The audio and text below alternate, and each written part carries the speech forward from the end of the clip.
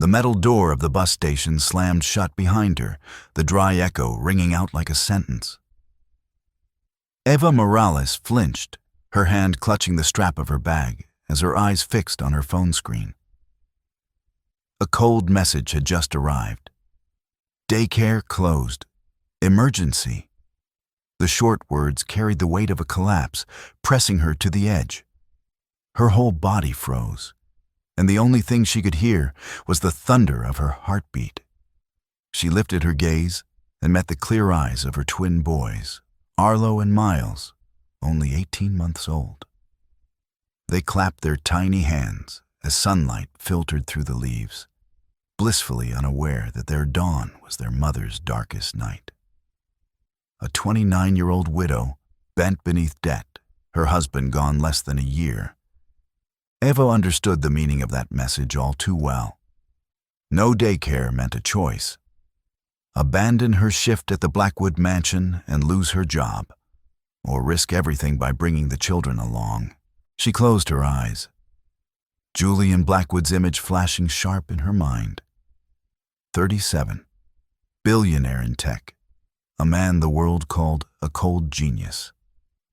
To his staff, he was no man but a blade. A butler once dismissed for a fork misaligned by half an inch. A chef fired in tears for an extra grain of salt. No one lasted long under his roof. And now Eva had to walk in with 2 children at her side. The taxi screeched to a halt before the towering steel gates. The Blackwood estate loomed like a white fortress, cold, solitary, and commanding. The gates opened slowly, swallowing mother and sons whole. Eva stepped out, her legs trembling on the polished stone, cold sweat sliding down her spine. This was no morning shift. This was survival. Arlo babbled happily. Miles leaned out of the stroller, eager to see the ancient trees lining the grounds. Eva silently prayed they would not cry, not scream, not bring everything crashing down. She pushed the stroller down the long hallway, where portraits of the Blackwood lineage gazed down with icy disdain. Every painted face seemed to whisper, "You do not belong." Swallowing hard, she slipped into the old laundry room at the east wing, where the air reeked of soap and damp. A forgotten space, but for her, a bunker. She set up a baby gate, switched on a cartoon on her phone, slipped toys into small hands, kissed warm foreheads. "Be good. I'll be back soon," she whispered, more to calm herself than them. Closing the door, Eva transformed into a machine. Rag in hand, she polished marble tiles, scrubbed railings, wiped floors without pause. Each movement sliced sweat across her skin. She strained to listen, every creak of the stairs, every strange echo pounding in her chest. One discovery, and it would all be over. Yet within that tension, a truth smoldered like fire beneath ash. Everyone saw Eva as a shadow, a disposable maid, but they did not see what she carried. Warmth this frozen house had long forgotten. They did not know that her presence and the laughter of her 2 boys would force Julian Blackwood to face what he feared most: emotion. Afternoon light slanted through the tall glass panes, streaking gold across the floor. Eva bent low, scrubbing grout lines, chanting silently, "Just survive this day." But fate never let her rest. In the corner, Arlo and Miles gripped the baby gate, their small hands rattling as if to tear down the barrier she had built. Their bright babbling rang out, echoing down the cold corridor. Eva froze, her heart stalling. The laughter she cherished now sounded like an alarm. She did not know that this desperate decision, bringing her sons into the most dangerous place, would become the turning of destiny's wheel. As Julian's commanding footsteps struck the hall, everything was about to collapse or be reborn. In the ice-cold mansion, children's voices carried, bouncing off stone walls like a challenge. And in the shadows above, Julian Blackwood had returned earlier than expected. Ava could not yet see that her life's wheel had begun to turn down a road with no return, where the one overlooked would become the one holding true power. The heavy slam of the mansion's front doors echoed through the marble halls, sharp and final like thunder on a clear day. Eva Morales froze mid-motion as she bent to straighten the cushions in the sitting room. She knew that rhythm of footsteps, firm, deliberate, pressing down on the marble floor like hammers striking against the heart. Julian Blackwood. He never came home early. His rules were absolute: 1,800 hours for meetings, 2,000 hours for contracts, often gone for entire weeks on business. But today, fate had chosen this moment to test her. Ava's throat tightened, her palms slick with sweat. Behind her, the laundry room door stood half closed, where her two sons giggled and clattered spoons against an aluminum pot like tiny drummers. Each sound pierced the air like a death knell. Julian strode into the grand hall, dragging a brown leather case with effortless grace, though his eyes were cold enough to cut. He stopped dead as a sharp metallic clang echoed from the east corridor. In a house so silent one could hear the ticking of the clock. The foreign sound was like a crack in the ice. The fragile calm shattered. Eva hurried toward the corridor, her heart pounding wildly, her legs weighted like chains. She knew that if he saw the children, everything was finished. But fate is never kind to the desperate. Julian had already reached the threshold of the sitting room. For a suspended moment, the scene before him froze the world. On the polished marble floor, Arlo and Miles sat proudly, as if they were performers on a grand stage, banging spoons against pots in chaotic rhythm. Their cheeks flushed pink, their eyes glimmering, their laughter burst against the mansion's cold walls. It was an image that did not belong in Blackwood's fortress. It belonged in a home long buried. Julian stopped. His razor-sharp eyes flickered with something strange, then quickly hardened as fury rose. Eva stood rooted in the doorway, her chest knotted, desperate to rush forward and gather her children, but her legs were nailed in place. Her pleading gaze collided with his frozen stare. Silence, taut as wire, stretched between them. He drew breath, lips parting, ready to unleash the storm. Eva saw her future in that instant, cast out, disgraced like so many before her. But Arlo dropped his spoon and crawled straight toward the towering man. "Da-da." The word came broken and soft, yet struck like lightning. Ava's body went rigid, her heart stopped. She braced for Julian to push the child aside, to rage, to walk away. Instead, he laughed. A sudden laugh, rough and startling, as if he himself could not believe it, escaped his lips. The sound cracked the ice that had encased him for years. Arlo clutched his finger, his eyes gleaming with triumph. Miles scurried after, offering up the pot lid like a prize. Julian knelt slowly, his tailored suit creasing as his knees touched the stone, his hands embracing the chaos of two tiny lives as though receiving treasure. Eva stumbled back, one hand gripping the doorframe to steady herself. The sight defied all reason. The man who had dismissed countless employees with icy detachment, now lowering himself before two children. "Which one called me?" His voice was deep, but no longer sharp. Eva whispered, her throat raw. "Arlo, I am sorry. The daycare closed. I had no choice." Her voice cracked. Julian looked up, his gaze sweeping across her face, not with disdain, but with something unreadable. He stayed silent, letting Miles climb into his lap, letting Arlo rest against his shoulder.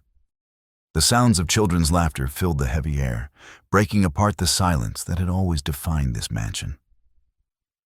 Then he spoke 3 words that made Eva's knees buckle. "They are not trouble." 3 simple words, yet for her they were a pardon. Eva stood frozen, tears welling but refusing to fall.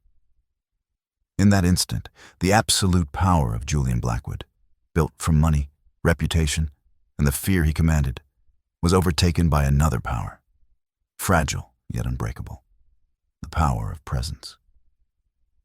2 small children had accomplished what the entire world could not. They had cracked the armor of a man believed untouchable. Eva saw it, and she understood. The storm had only just begun. Eva stood frozen at the doorway, her hands gripping the wooden frame so tightly her knuckles turned white. Before her eyes, the man infamous for his ruthlessness, Julian Blackwood, was crouched on the marble floor, letting her 2 little boys climb onto him as if he were not the terrifying master of this house. The world she knew shifted. Everything seemed to turn upside down. Arlo laughed with delight, his tiny fingers gripping the man's large hand as though he had found a natural anchor. Miles refused to be left behind, sliding into Julian's lap and holding up a dented pot lid like it was a priceless treasure. Julian accepted it. The same hands that had signed billion-dollar contracts, now cradling a cheap piece of metal with unthinkable reverence. Eva held her breath, her chest aching with both fear and wonder. Was he changing? Or was this only a fleeting moment before the storm? Julian looked up, his eyes meeting hers. No longer a blade of ice, but something deeper, like a dangerous sea concealing hidden currents. This boy, he is Arlo. His voice was low, weighted with hesitation. "Yes, sir," Eva whispered, her eyes dropping to the floor. I am sorry. The daycare was closed. I had no one else. I never meant to break the rules, but enough." Julian cut her off, not with anger, but with quiet finality. He looked at Miles, clutching his shoulder like a branch in a storm. A long moment passed.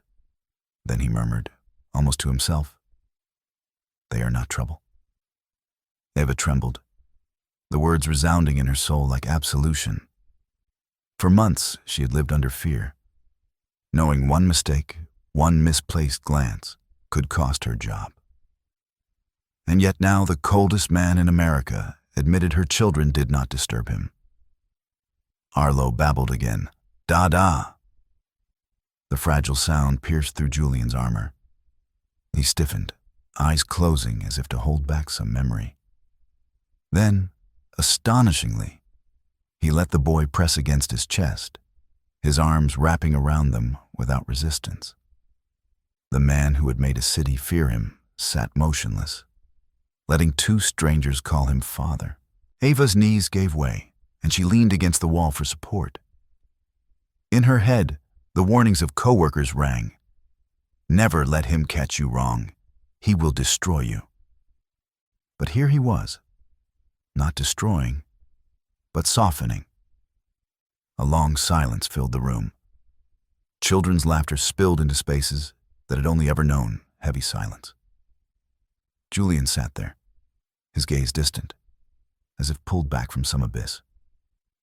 Eva saw it clearly, a vast emptiness inside him, a wound never healed. And it was her children, in their innocence, who had touched it. Mr. Blackwood, Eva forced herself to speak, her voice shaking. "I will take them out right away. They will not bother you again?" "I will." Julian raised his eyes, silencing her with a look. No need. Just 2 words, sharp and absolute. He glanced at Arlo's head nestled against his shoulder, then whispered, "It has been a long time since there was laughter in this house." Eva could not believe her ears. Julian Blackwood, the man famed for his detachment, was admitting to loneliness. A shiver ran down her spine. She realized her presence, once she thought a disaster, was unlocking this frozen place.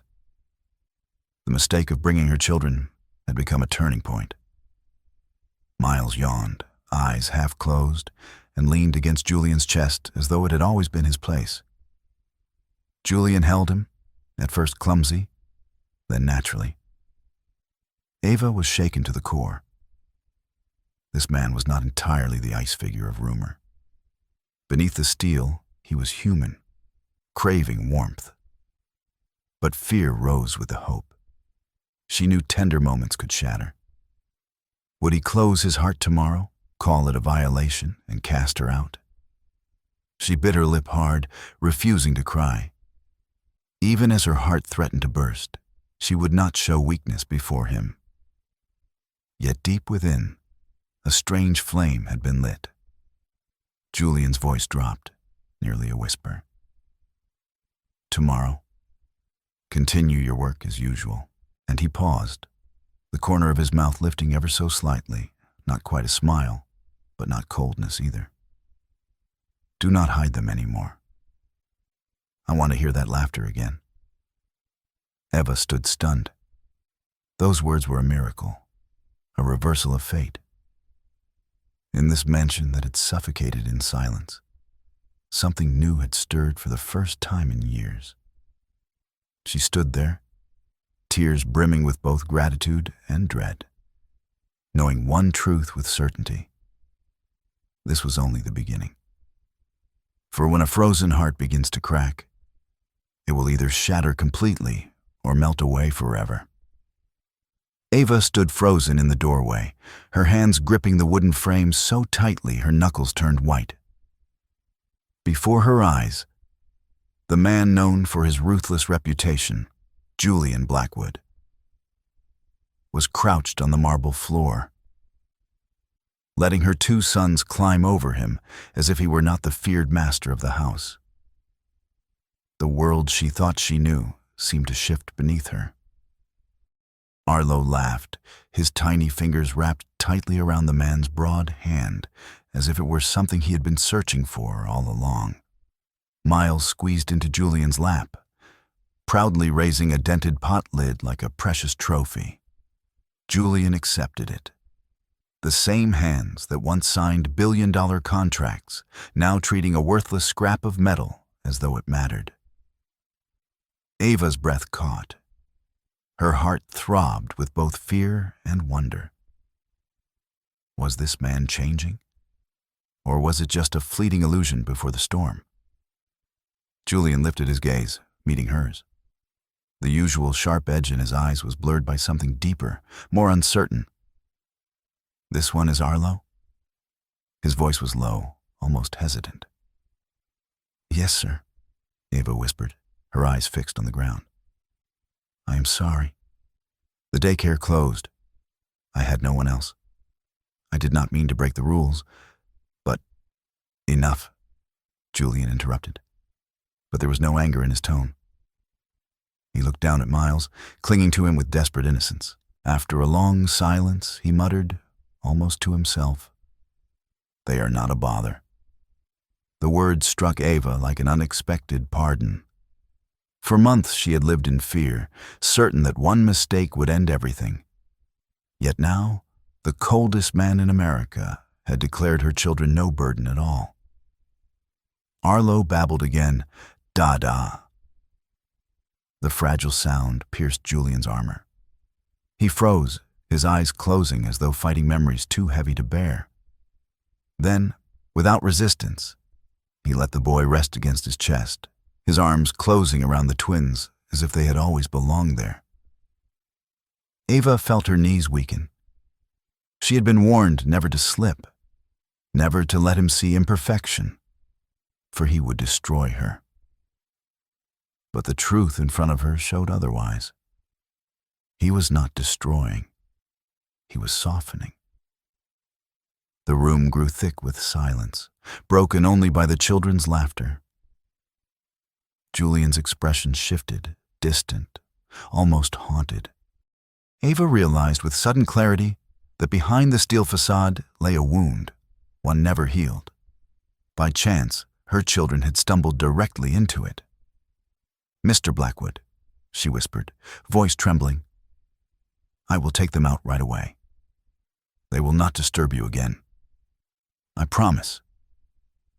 Julian's eyes snapped to hers, silencing her instantly. "No need," he said firmly. He glanced at Arlo's small head resting on his shoulder. It has been too long since there was laughter in this house. Eva blinked, unable to believe what she was hearing.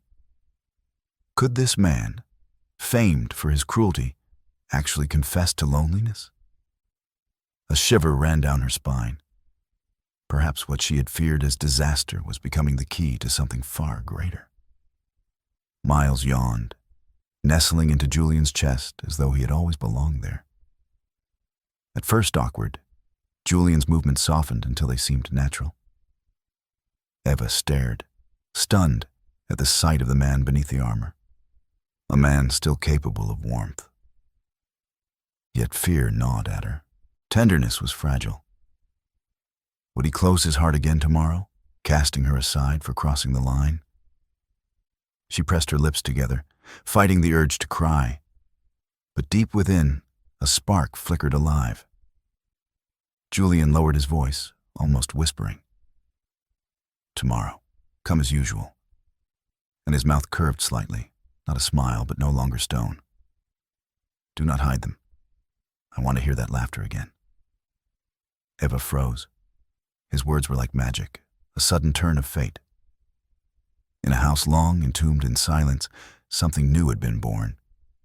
She stood there, tears threatening but unfallen, caught between gratitude and dread.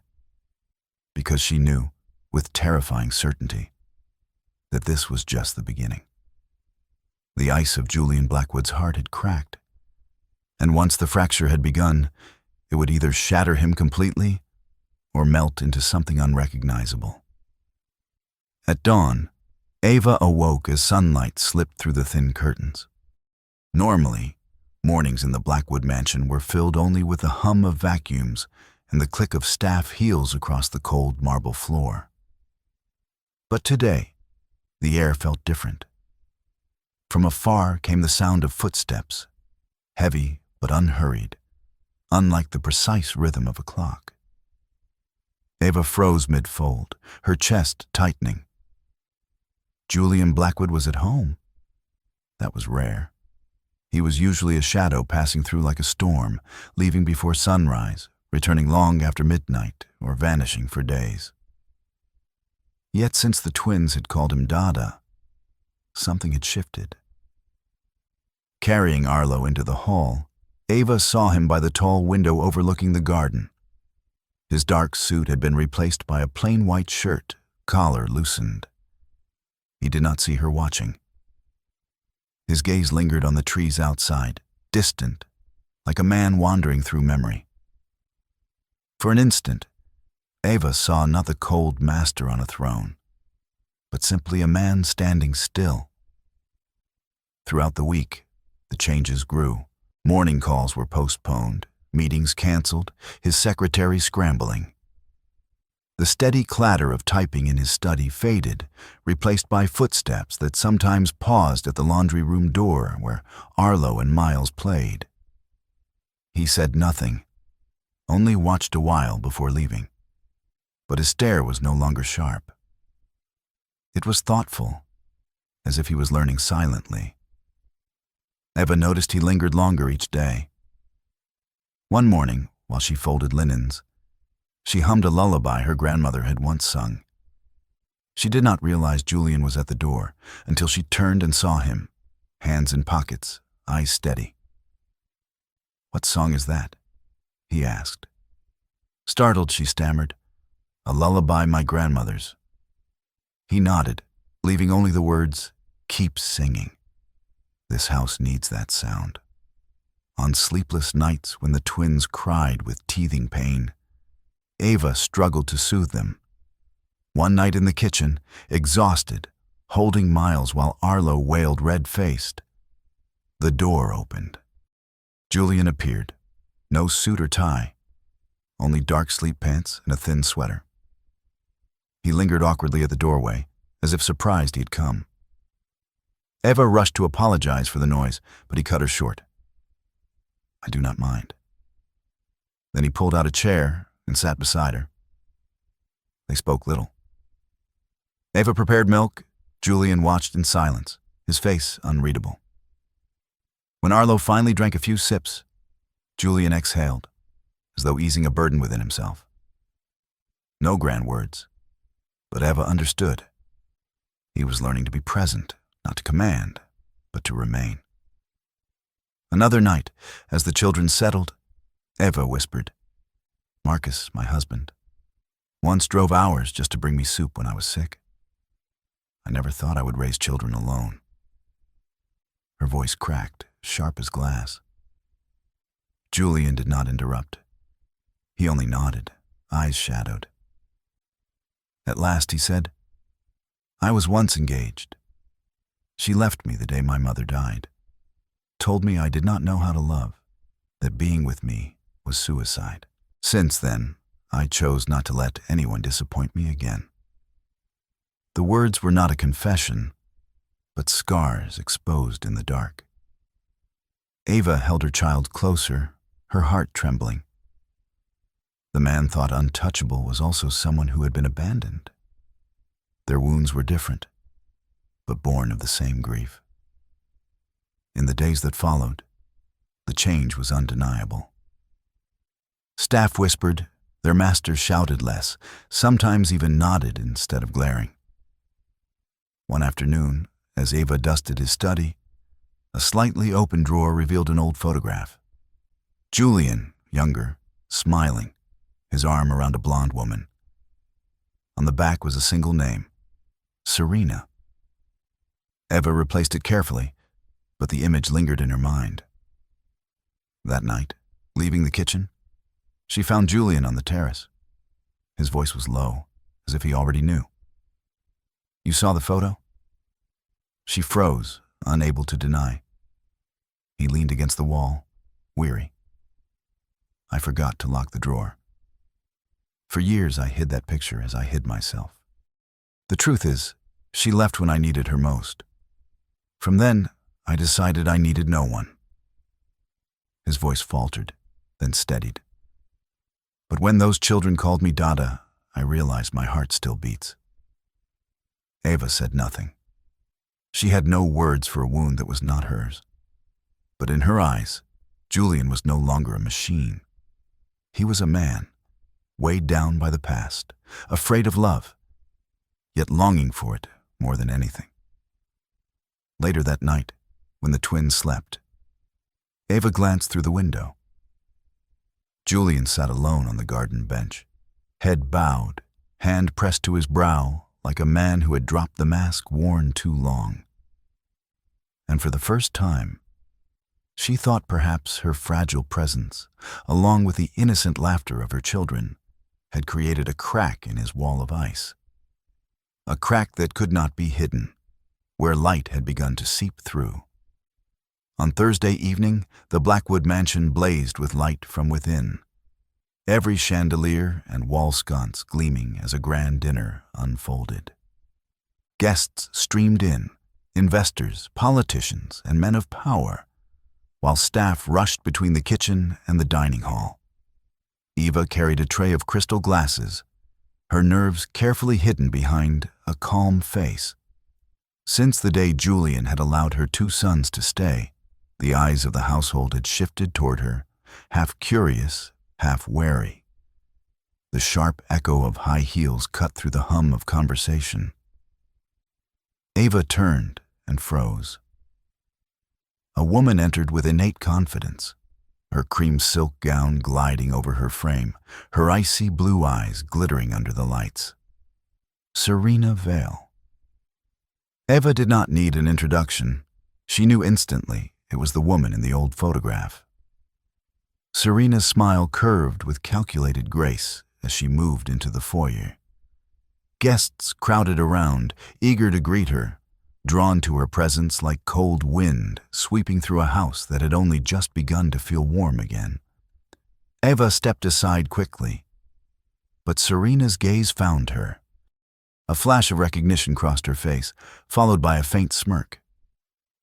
"So this is you," Serena said, her voice honeyed with mockery.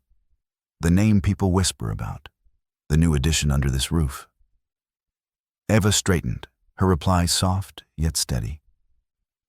"Excuse me, I must return to work." But Serena blocked her path, leaning close to whisper, "Be careful, girl. Julian Blackwood never keeps anyone for long. Do not think those children will be your key. They are only a burden. And you are only temporary." The words pierced Eva like needles. She caught her breath, placed the tray down on a nearby table, and walked away in silence, though her hands shook. Inside the main hall, Julian appeared, dressed in a flawless black suit, expression composed. He noticed Eva's pale face as she passed quickly by, and his eyes narrowed. Then he turned and faced Serena. The guests held their breath, expecting the reunion of former lovers. But Julian did not smile. "Serena," he said coldly, "I do not recall inviting you." Her smirk never faltered. "No invitation is needed to return to an old home. I heard you have changed, that there is another woman here, and her children." The room felt tense.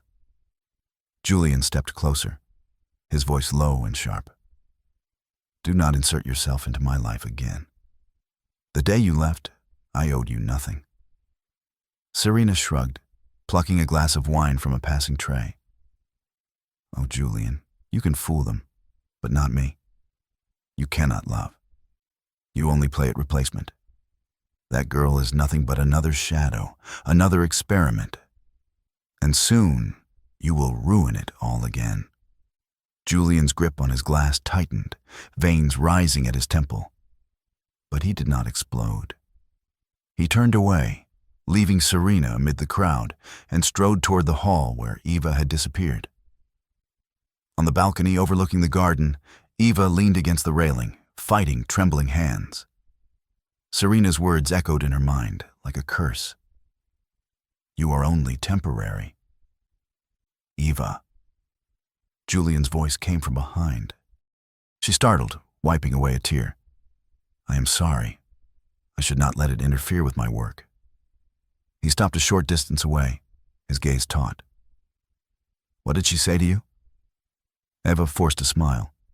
"It does not matter. I know my place. Listen to me." His tone was commanding, yet almost pleading. "You are not temporary. Do not let her poison you." Eva's eyes brimmed with conflict. She wanted to believe, but doubt had taken root. "Mr. Blackwood," she whispered. "Perhaps I was naive to think the laughter of 2 children could change everything." Julian stepped forward, about to speak, but she turned and walked back inside, leaving him in the dark. The party carried on, music and laughter swelling. Yet inside Eva a crack had formed. She knew Serena's arrival was more than the past returning. It was a storm signaling that her fragile bond with Julian would be tested to the limit. Upstairs, the twins slept peacefully, unaware of the venom weaving its way into the house. And Julian, for a rare moment, felt powerless. Once before Serena had broken him, and now she had returned at the very moment he had dared to open his heart again. The shadows of the past had come back, fangs bared. In the days following the party, the Blackwood mansion seemed to return to its usual rhythm.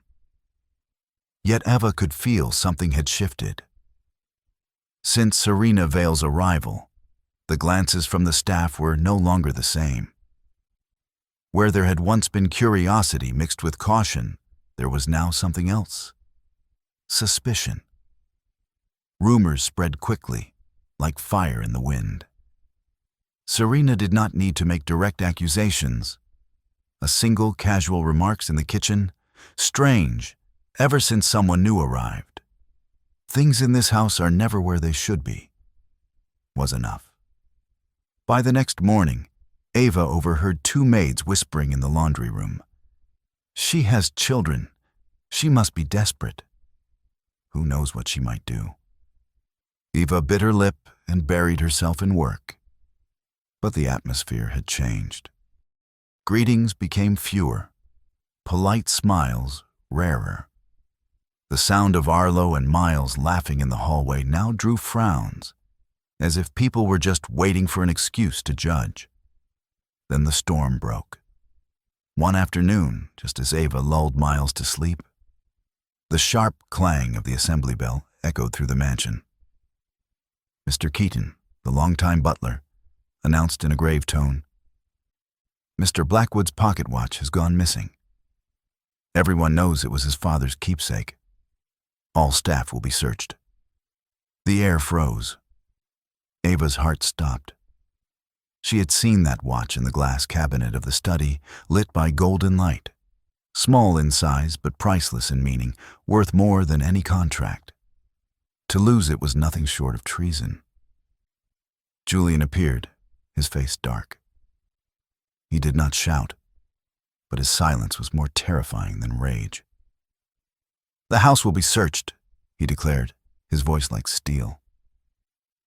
Eva clutched her children, her heart pounding. She knew a single whisper would be enough to turn every eye against her, and sure enough, from the crowd came a murmur. "Ever since she came, the house has been in disorder." Another voice added fuel. "Her children are always playing. Perhaps they grabbed it. Maybe she kept it. Who knows?" Eva flushed crimson, her eyes brimming. "I did not take it," she blurted. But her trembling voice sounded more like a plea than a defense. At that moment, Serena glided past, her golden hair gleaming in the light. She tilted her head, lips curling as she dropped a spark into the fire. Sometimes desperation makes people do things they never imagined. I am not naming anyone, but truth has proven that often enough. Every gaze turned to Eva. Julian remained silent, but his eyes hardened. In them Eva saw a struggle, the desire to believe her against the weight of whispered doubts and invisible evidence pressing him to suspect. That night, when Eva returned to the servants' quarters, her locker had been forced open. Clothes were scattered, her wallet rifled, an old photo of Marcus, her late husband, torn at the corner. She stood trembling, clutching the ruined picture as tears spilled down. This was no longer suspicion, it was humiliation. When she reported it to Mr. Keaton, he gave only a curt shake of his head. "We will investigate. But for now, it is best you take a leave." "Leave?" Eva choked out. "You mean I am dismissed?" He did not answer, simply walked away. That night, Eva packed in silence. Arlo and Miles clung to her legs, confused, refusing to let go. Liam, in his babyish voice, called out Mr. Nan, his broken way of saying Julian, 3 times in a row, breaking her heart until she nearly collapsed. Before leaving, she wrote a short note and pinned it under a strawberry-shaped magnet on the refrigerator. "I did not take it. But I understand why no one believes me." When the heavy door closed behind her, she did not look back. She could not bear to see the house that had once glimmered with hope return to its coldness. Later that night, Julian returned. The mansion felt strangely empty. No small footsteps, no echoes of laughter. In the kitchen, he found the note. As he read, his hand clenched until it trembled. Just a few words, yet sharp enough to cut straight into his pride. "I understand why no one believes me." In that moment, amid all his wealth and power, Julian felt like a failure. Not because of a missing watch, but because he had allowed the fragile trust between them to break. Outside, Serena smiled in victory. Inside, Julian Blackwood felt an emptiness begin to gnaw at him, harsher than any loss in business. The Blackwood mansion was silent, every hallway and staircase emptied of breath since Eva's departure. Julian sat in his study beneath the amber glow of a lamp, staring at the note still lying before him. The words seared into him. I did not take it, but I understand why no one believes me. No. He crushed the paper in his hand until it tore. He had built an empire on iron logic, yet lost to one fragile woman, not through cunning, but through truth. The fortress of power he had built now felt like a tomb of silence. On the third day, Keaton knocked softly. In his hand gleamed a silver watch. "Sir, we found it."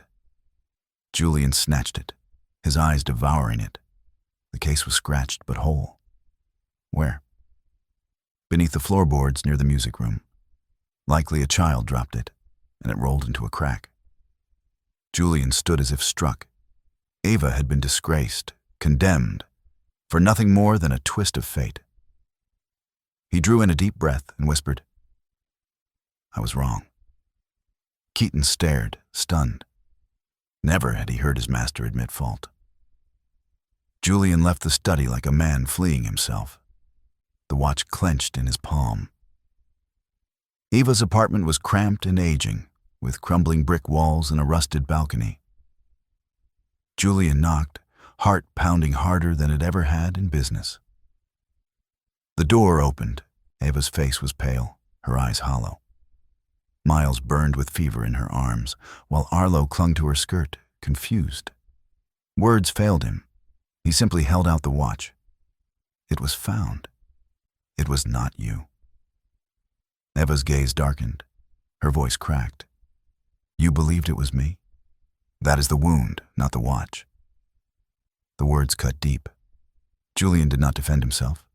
He stepped inside, laid aside his coat, and sank onto the floor by her sofa.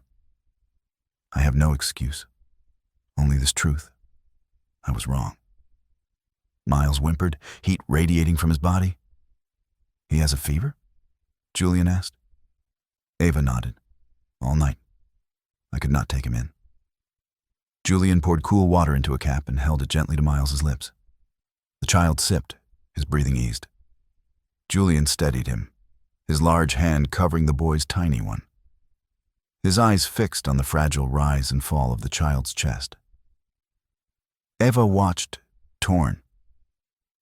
This was the man who had wounded her. Yet here he sat on the floor of her shabby apartment, stripped of armor and authority. Mr. Blackwood, she began.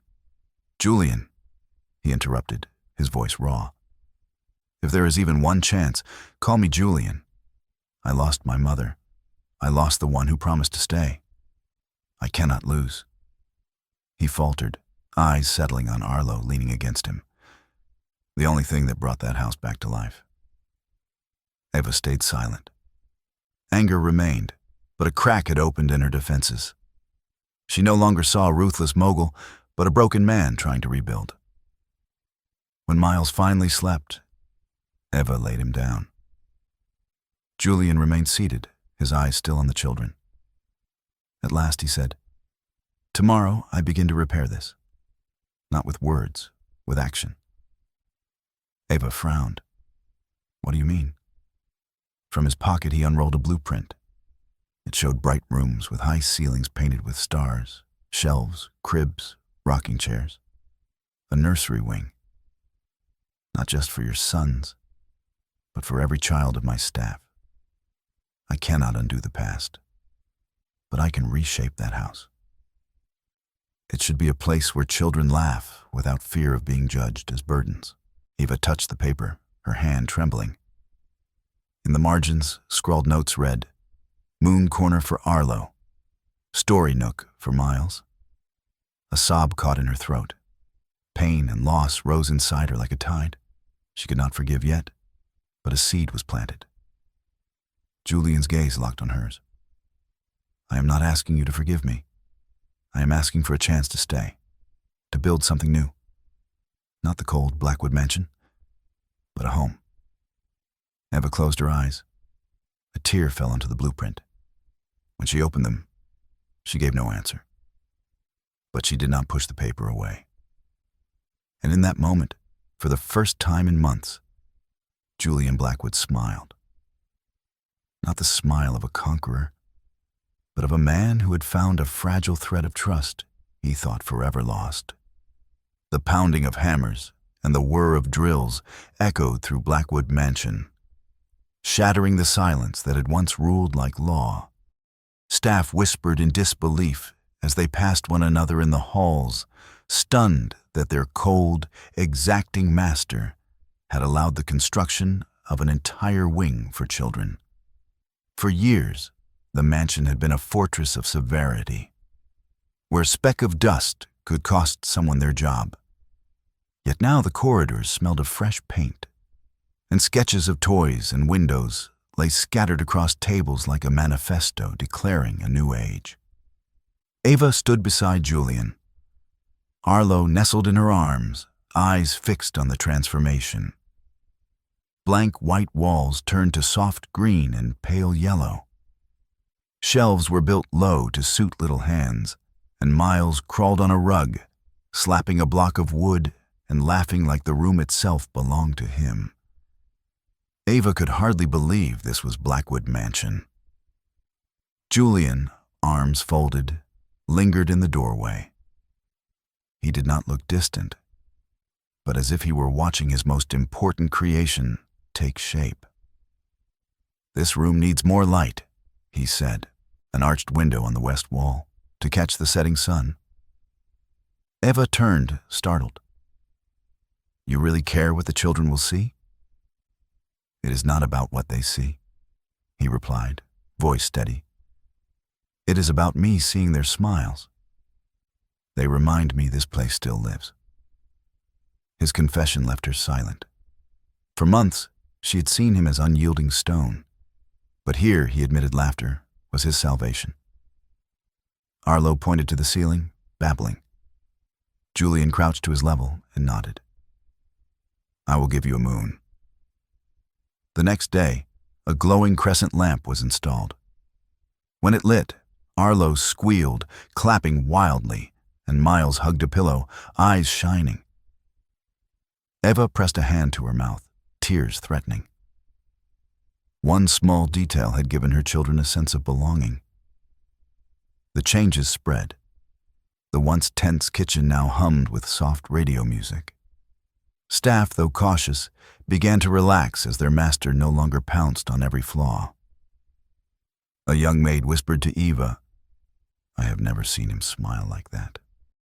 Ava's heart trembled, knowing that smile was not just for the house, but for Arlo, for Miles, and perhaps even for her. But peace never lasted long. One evening, after the workers had gone, Eva stayed behind to arrange boxes of toys. The door opened, heels striking coldly against the floor. Serena Vale. Her golden hair gleamed in the fading light, her smirk sharp. "Charming," she said, trailing her fingers along the new wall. "A room for children. He never built one for me. You must be special." Eva steadied her breath, placing toys on the shelf. "I am not special. I am a mother who needs safety for her sons." Serena scoffed. "So naive.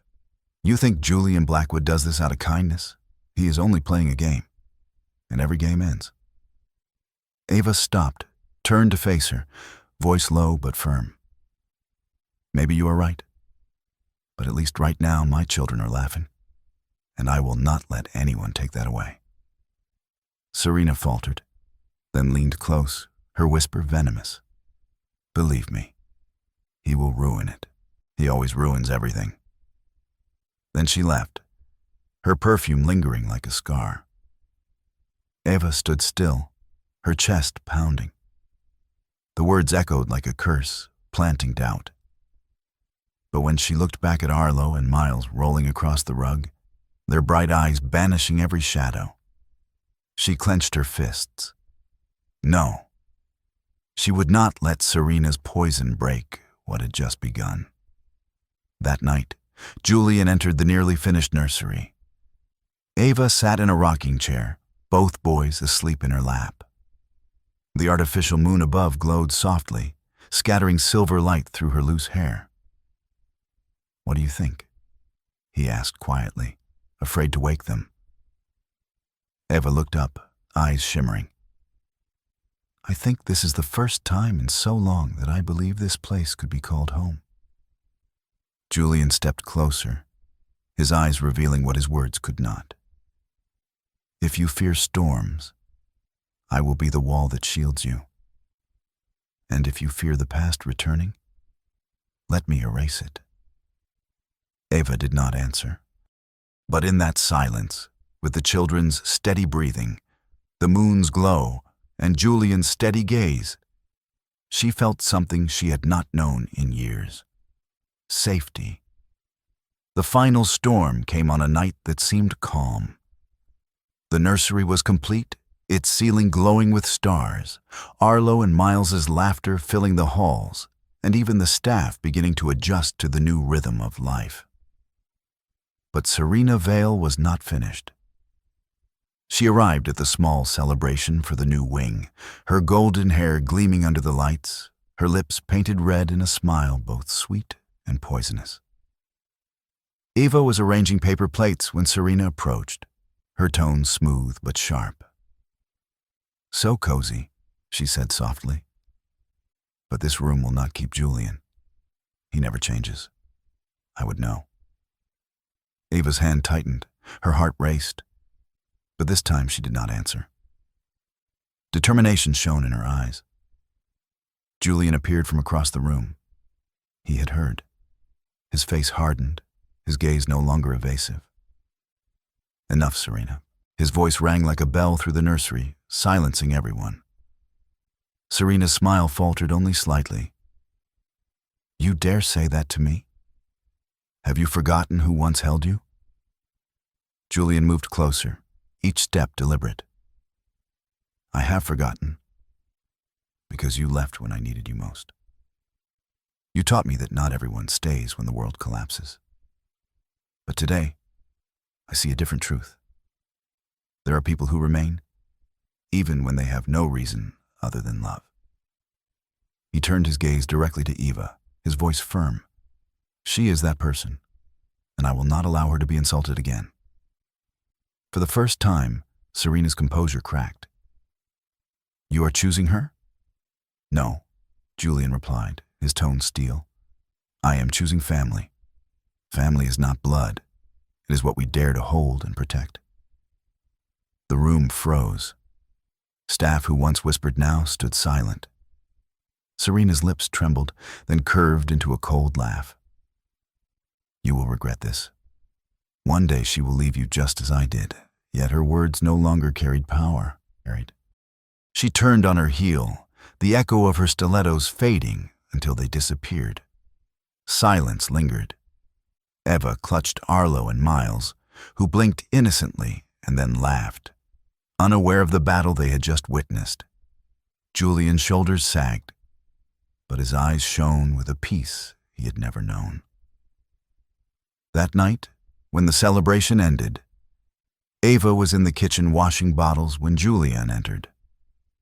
Gone was the black suit, replaced by a white shirt with its collar undone. He set 2 cups of tea on the counter, standing quietly beside her. Eva looked up, torn between gratitude and fear. "You said those things in front of everyone." "I had to," Julian answered, his voice rough but resolute. "I stayed silent too long, letting others define me. Tonight, I chose not to be silent." Eva's eyes glistened. "I do not know if I am strong enough to be an anchor for you." Julian shook his head gently, his expression soft. "No, Eva. You are not my anchor. We will be anchors for each other." At that moment, a wall within her crumbled. Months of fear and doubt gave way to one undeniable truth. Julian Blackwood, the man everyone once feared, had chosen her and her sons, not out of pity, but because it was the truth in his heart. In the days that followed, Blackwood Manor ceased to be a fortress of ice. Children's laughter filled its corridors. Staff no longer crept in silence but spoke freely, Even played music in the kitchen. The nursery bloomed with colors. Ava rocked in the chair as the artificial moon cast silver light each night. Julian appeared often, letting Arlo tug his tie, lifting Miles onto his shoulders. These small moments became the new rhythm of the house. One evening, Eva sat rocking gently, Miles asleep and Arlo resting lazily against her shoulder. Julian stood at the doorway, his eyes soft. "Ava," he said quietly, "you are no longer the servant here. You are the one who brought this house back to life." Ava's heart clenched, but not from fear this time. Tears slipped down, warm and freeing. In that stillness, with the wind whispering outside, Eva knew the house had changed forever. No longer the cold Blackwood estate, it had become a place Arlo and Miles could call home. And within her heart, for the first time after so much loss, faith blossomed. Not every frozen heart stays locked forever. Some only wait for the right hands to awaken them. As for Julian, the man once untouchable, he no longer felt himself alone upon a throne. He had chosen family, and that choice, more than all the power he had amassed, was his greatest victory. Life can be as cold as the stone walls of Blackwood Manor, but sometimes, with just a child's laughter or a hand that chooses to stay, the entire world can change. The story of Eva and Julian is not only about love or loss, but a reminder that we all make mistakes. Yet the true strength lies in the courage to admit them and the will to make things right. If a man once known to the world as a frozen heart could learn to open himself, then none of us are beyond change. And if a single mother, fragile in the eyes of many and underestimated, could become the flame that brought warmth back to an entire home, then surely within you too lies a strength waiting to be awakened. If this story has touched you, share your feelings in the comments below. We want to hear your voice, because perhaps your own small story could be the very inspiration someone out there needs. Do not forget to subscribe and turn on notifications so you will not miss the stories yet to come. Journeys that not only recount events, but help you believe again in love, in hope, and in the resilience of the human spirit. Thank you for walking with us until the very end. Your presence is the reason every story we tell carries meaning. We will see you again in the journeys ahead.